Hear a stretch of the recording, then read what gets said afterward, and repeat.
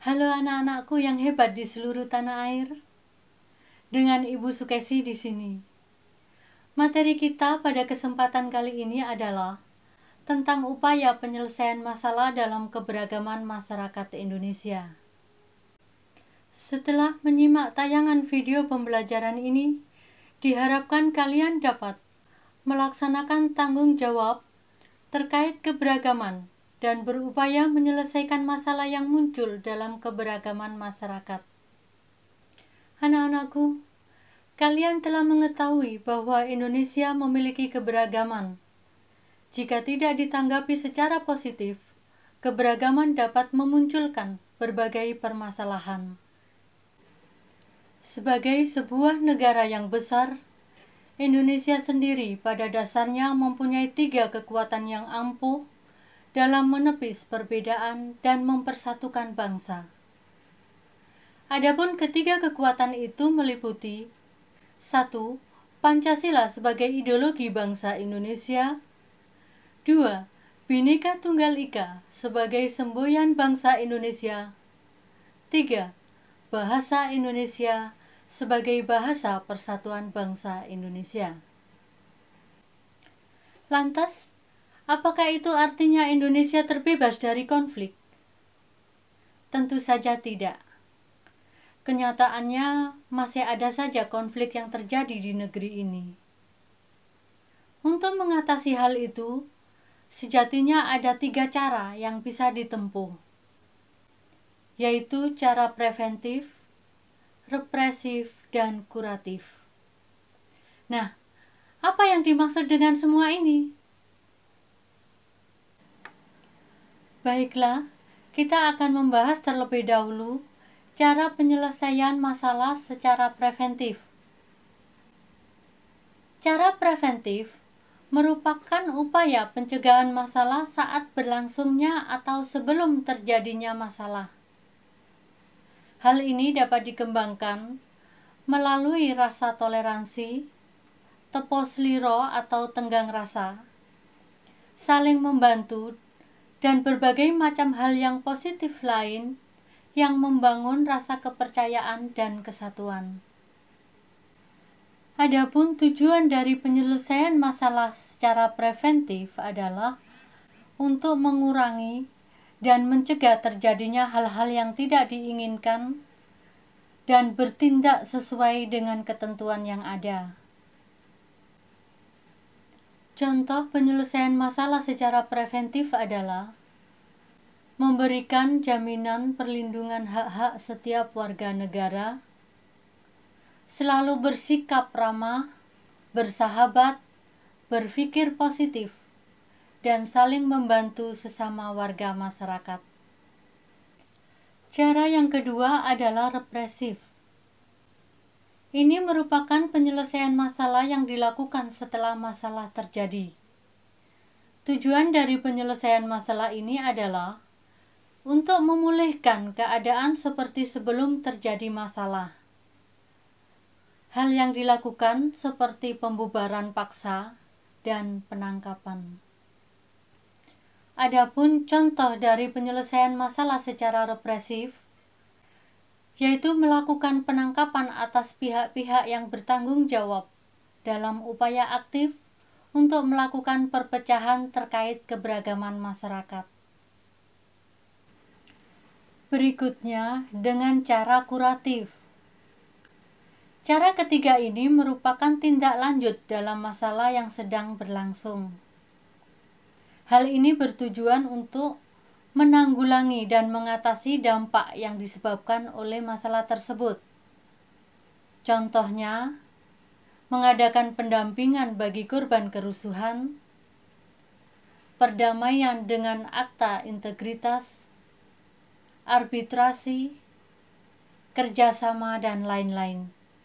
Anak-anakku, selain itu, untuk menyelesaikan konflik di masyarakat, dapat juga dilakukan dengan cara mengembangkan sikap untuk saling menghargai dan menghormati keberagaman yang ada dan telah ada sejak bangsa Indonesia sebelum merdeka.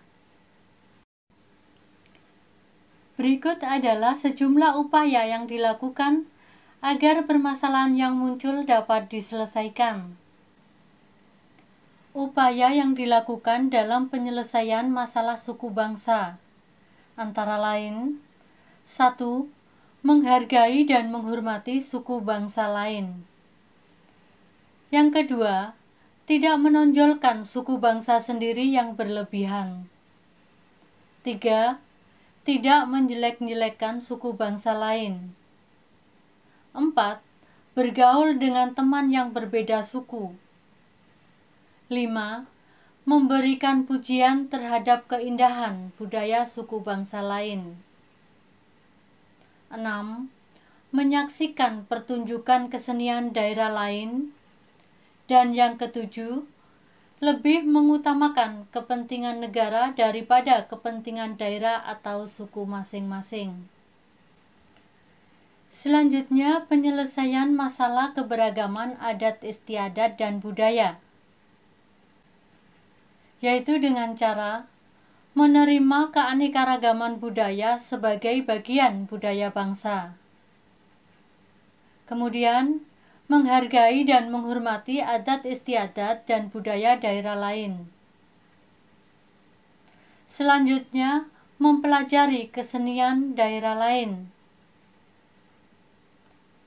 Tidak memandang rendah adat istiadat dan budaya lain. Dan juga, jika kalian merupakan seorang pendatang, sebaiknya menyesuaikan dan mempelajari budaya setempat. Kemudian, upaya penyelesaian masalah keberagaman agama, yaitu yang pertama, saling menghargai dan menghormati antara pemeluk agama yang satu dengan pemeluk agama yang lain. Yang kedua, menghormati umat beragama lain yang sedang melaksanakan ibadah. Ketiga, mempunyai kesadaran bahwa setiap agama membawa misi perdamaian. Keempat, menjalin silaturahmi yang baik dengan pemeluk agama lain. Dan yang kelima, tidak memaksakan keyakinan kita kepada orang lain. Berikutnya adalah penyelesaian masalah keberagaman bahasa daerah, yaitu dengan cara yang pertama, menjaga dan mempertahankan identitas kesatuan sosial budayanya masing-masing melalui penggunaan bahasa daerahnya. Yang kedua, membuka peluang untuk menambah kosakata bahasa daerah ke dalam bahasa Indonesia. Yang ketiga, dalam forum resmi menggunakan bahasa persatuan yaitu bahasa Indonesia. Anak-anakku, penyelesaian masalah berikutnya adalah penyelesaian masalah keberagaman pandangan politik, yaitu dengan cara yang pertama, menghormati orang lain yang berbeda pandangan politik dengan kita.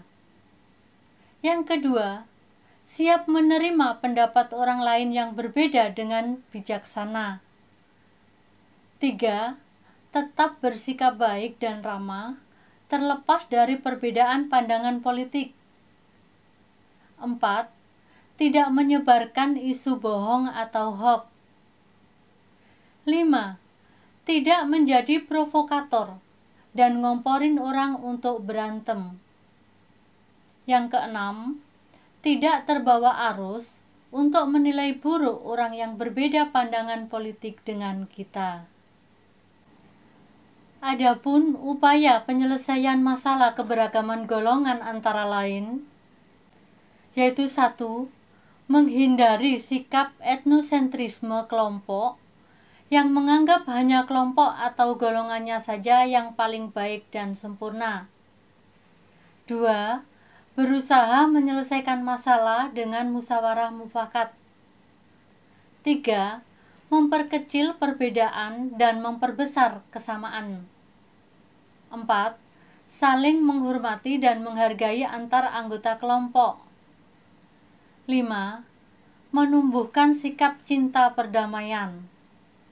Dan yang keenam, menghormati segala bentuk perbedaan. Anak-anakku, sebagai pengikat persatuan dan kesatuan bangsa, telah diatur dalam perundang-undangan kita, yaitu Undang-Undang Dasar 1945, Pasal 35, 36, 36A, dan 36B. Pasal-pasal tersebut tercantum dalam bab 15 Undang-Undang Dasar 1945, menjelaskan tentang bendera, bahasa, lambang negara, serta lagu kebangsaan Indonesia. Berikut penjabarannya. Yang pertama, pasal 35 yang berbunyi, bendera negara Indonesia ialah sang merah putih. Kemudian pasal 36, bahasa negara ialah bahasa Indonesia. Pasal 36A, lambang negara ialah Garuda Pancasila dengan semboyan Bhinneka Tunggal Ika. Berikutnya pasal 36B, yaitu lagu kebangsaan ialah Indonesia Raya. Anak-anakku, itulah pasal-pasal sebagai pengikat persatuan dan rasa kebangsaan masyarakat Indonesia. Anak-anakku yang hebat, silakan kalian buka buku Undang-Undang Dasar 1945 untuk memahami bunyi dari pasal-pasal tersebut. Sekian pembelajaran kali ini. Semoga materi ini bisa menambah wawasan kalian. Dan saya ucapkan selamat belajar. Wassalamualaikum warahmatullahi wabarakatuh.